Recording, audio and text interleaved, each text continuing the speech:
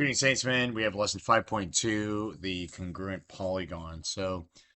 Right now we only have two ways to, or excuse me, two ways. We only have one way to prove polygons, any type, triangle, quadrilateral, pentagon, etc., as being congruent, which is that we would have to show that all the angles in all the sides would have to be congruent. So, what I'm going to discuss here is the congruence statement.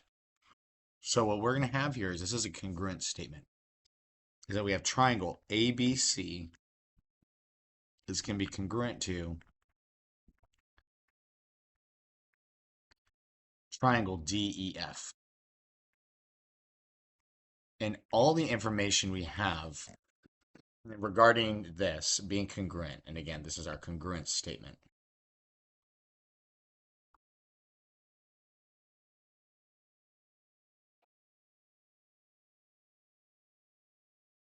All the information that we need, we have right here in terms of the parts that are going to correspond.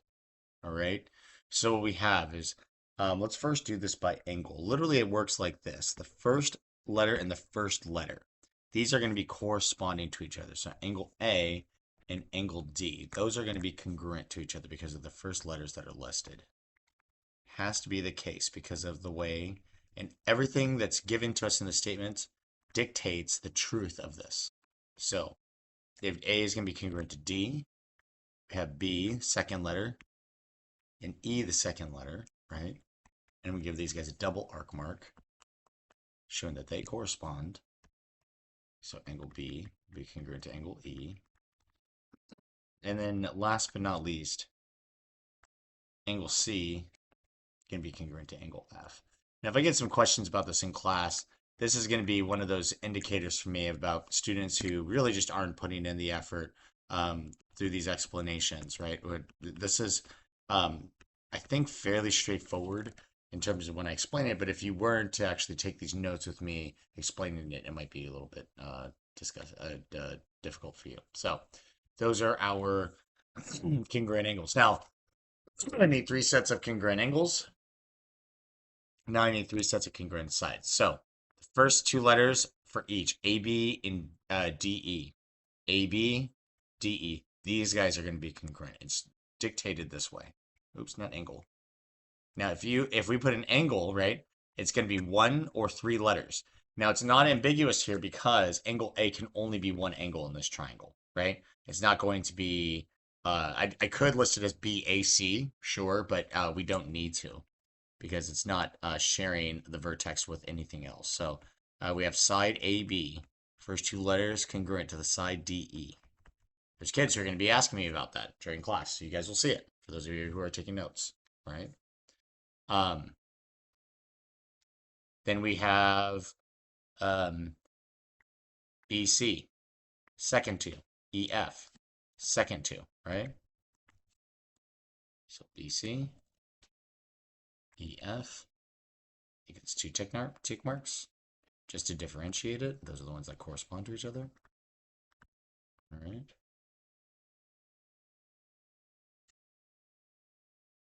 And then, of course, first and third, DF, congruent to, I'm sorry, AC, congruent to DF. Let's have now it's still congruent if I had flipped it around. I DF congruent to AC, but let's just show this in the same corresponding order. AC, DF.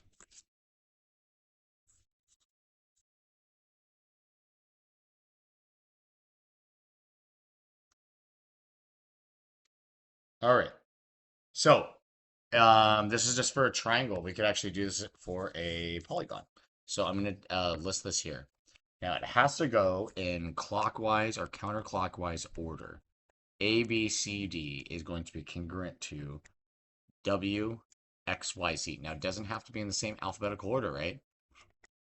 Like if I had done this and this were X, W, Y, Z, it would change which order corresponds, okay?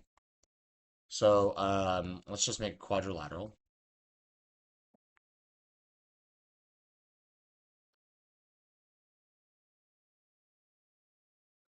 So sorry, this is a little disjointed. A, B, C, D, right? And it's going to go A to B to C to D. Okay, that's just the way that this works. And then we're going to have over here W, X. The next consecutive coordinate would have to be Y. Okay? And here are some dimensions we have. AB is 8. Angle D is 84 degrees. Oops.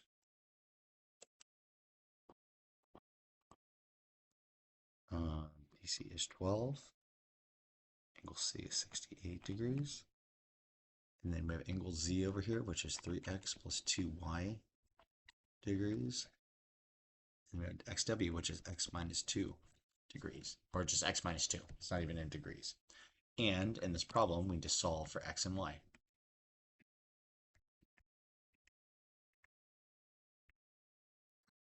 All right. So let's solve. Well, here's some things. So let's first work on solving for x. Now we have an x right here, which is xw. And what we should know is that wx, right, because it's these first two letters, and ab are going to be congruent. So these are the congruent corresponding parts, first and second, first and second. So therefore, what we have here, wx, which is x minus 2, is going to be equal to ab, which is 8. So we solve for x, simply put, and it's done. All right. Next, got to solve for, ooh, we have a y up here, okay? But we also have an x, but we already know the value of x's. So we have angle z. Now z is the last, so it's going to have to be angle d that it's equal to, okay? So, here again is angle z is congruent to angle d, last letter, therefore, we're going to have 3x plus 2y. It's going to be equal to 84. Now we already solved for x, so we're going to use that information, right, deductively to help us solve the rest. All right. 3 times 10 plus 2y is equal to 84.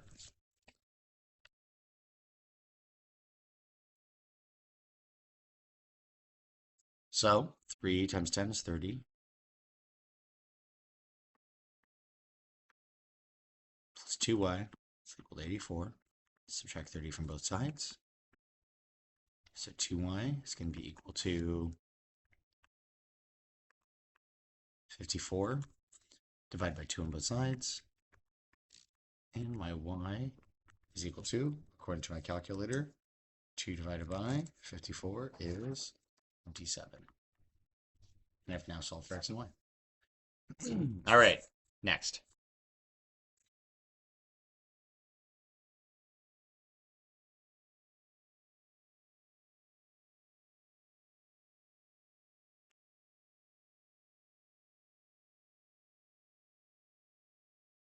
Let's draw the following diagram.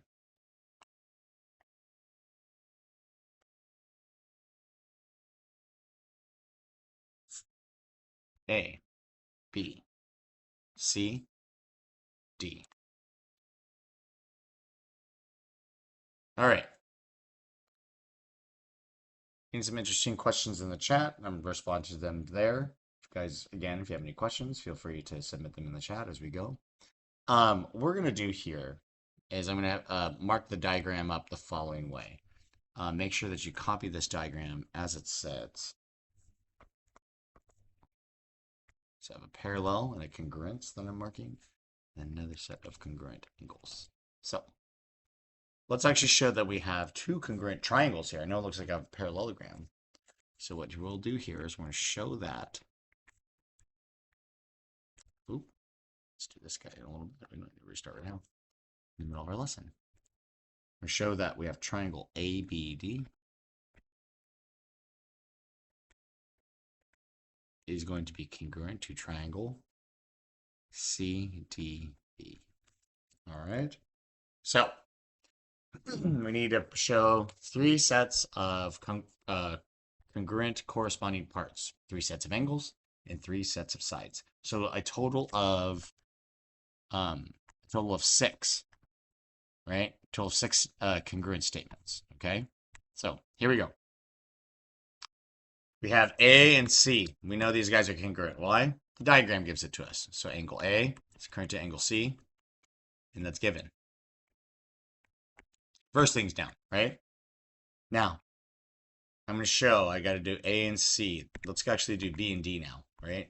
So these angles. Well, angle B and angle D, or what this is angle ABD is congruent to angle BDC. And these guys are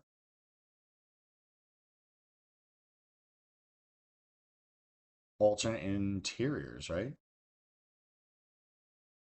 Ooh, no, no, no. It's not correct. It's not correct. Let's see here. What do we got? We got parallels. I've got a transversal, which would be uh,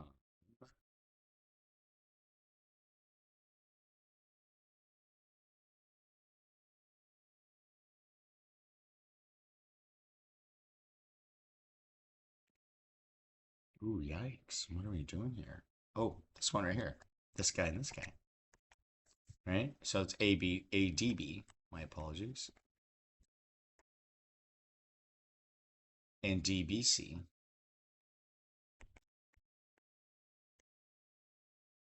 These guys are alternate interiors. All right.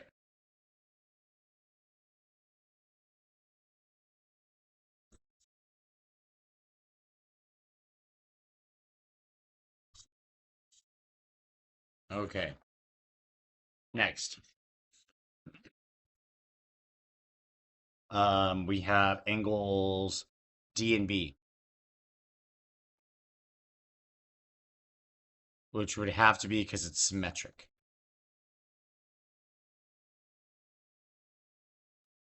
right?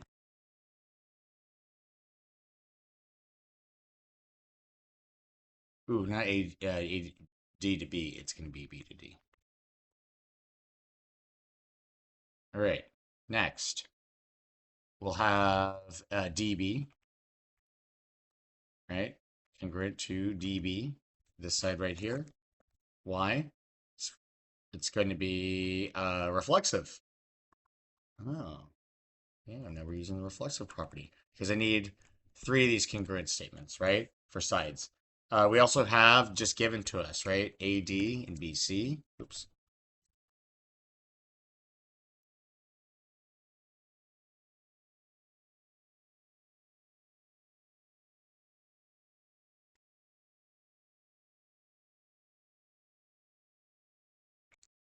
And then also DC and AB.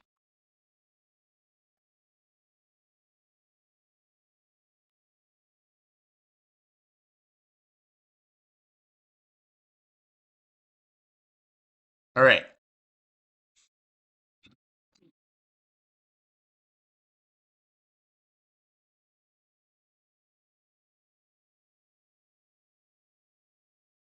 So, a couple more problems here for us to do. We have one to solve, and then we have a proof, and then we're going to be done tonight. Next one. So the right triangle here, and another right triangle here.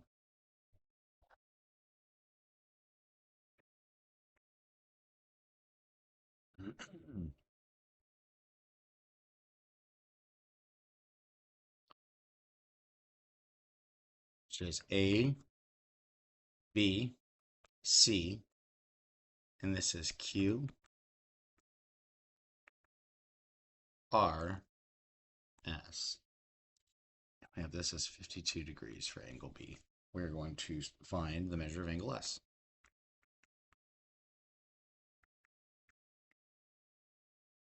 Well, it's this. Think about the following. If we know these guys are the same, we know this guy's also going to be 52 degrees, right? So then we got to find just angle S, which we know that these two angles are going to be complementary, right? It's the two acute angles of a right triangle. So 52 minus 38 I'm sorry, 90 minus 52. Yikes, guys. I'm really struggling tonight. It's going to be just 38 degrees. So this is demonstrative of what we call the third angle theorem. This is an important one for us, okay? So the third angle theorem says the following, that if we have two angles in one triangle are congruent to the two angles in another triangle, then the third angles are congruent, okay? And it should be this, right? That if I know that I have two congruent, right? A and B, and we had Q and R, it means that S, C, and S had to be congruent. And because they're going to both be, no matter what that sum is, you're going to back it out from 180, and you're going to get the same thing, okay?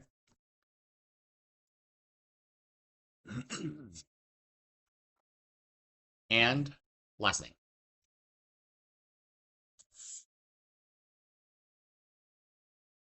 let's do a proof.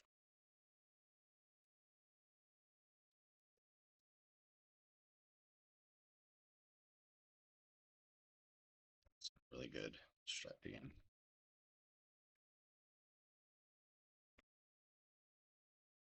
And this is where we actually prove it, because it really shouldn't matter what we put here.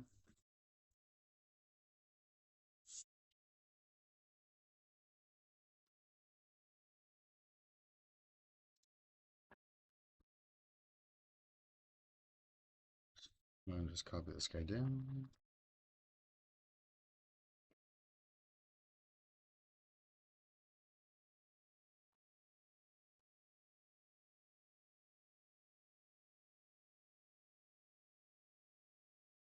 So here we go. Now we're given is that we have angles X and this is V and this is Z. So if angles X and V are right angles,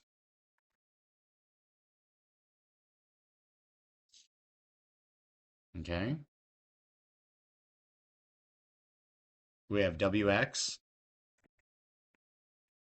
is going to be congruent to VZ, each have one tick mark. We also have that XY and VY are congruent, okay, because they have two tick marks.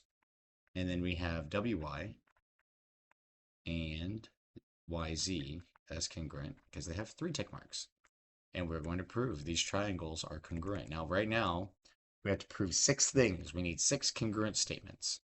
And right, and so far, we have 3, right? We have to show that all 3 angles and all 3 sides are going to be congruent. So we have to show that triangle WXY and triangle ZVY are going to be congruent. Now, what we're going to find is that there is a way for us to prove more with less. Okay? We'll prove more with less. But right now, we're just not there. So what we need is 6 congruent statements, right? 3 sides and 3 angles. Showing they're congruent. Well, look. 1, 2, 3. I got those 3 checked off. I need 3 more done. Okay? So let's do our 2-column proof here. On the left is my statements. On the right are my reasons. 1, have angle X and V are right. And we have WX congruent to VZ. XY congruent to VY. And we have WY congruent to YZ. And this is all given. Now, gentlemen, what else can we deduce, right? We have 3 sets of sides. We need now 3 angles. Well, I know this. These guys are congruent. Angle X and angle V are congruent. This is one of my favorite reasons why. You know why? Well, they're both right angles. And what do we know about all right angles? Right angles? All right angles are congruent, okay? That is a reason we'll use in some of our proofs, okay?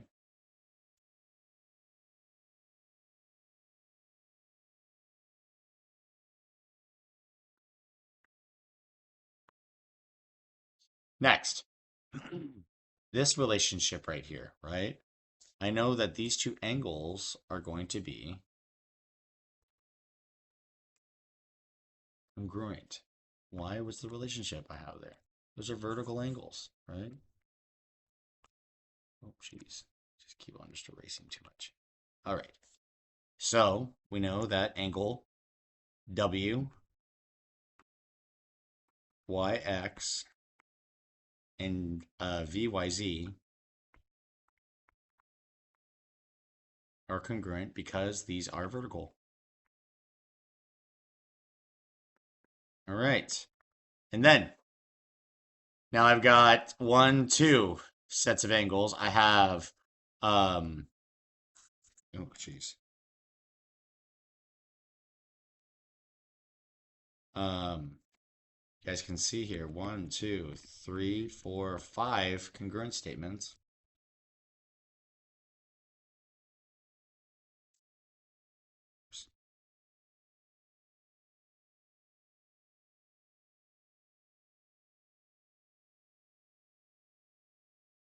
So I'm now up to one more than I need, which I need to prove that this and this are congruent. Well, I know they have to be because two of the triangles are already congruent in the triangles. So what is the thing we just learned? Well, the last angle or the third angle has to be congruent through the third angle theorem. And now I have all of my parts congruent. Three sets of angles, three sets of sides, and we'll prove in the future we don't actually need so much. We can prove more with less, or prove the same with less. We're just not there yet. We don't have the correct theorems yet. So here we go. WXY, ZVY, three sets of angles, three sets of sides, and we'll call this the corresponding parts of congruent triangles are congruent. What the textbook uses is something they call CPCTC. Corresponding parts of congruent triangles congruent. I actually just always say corresponding parts.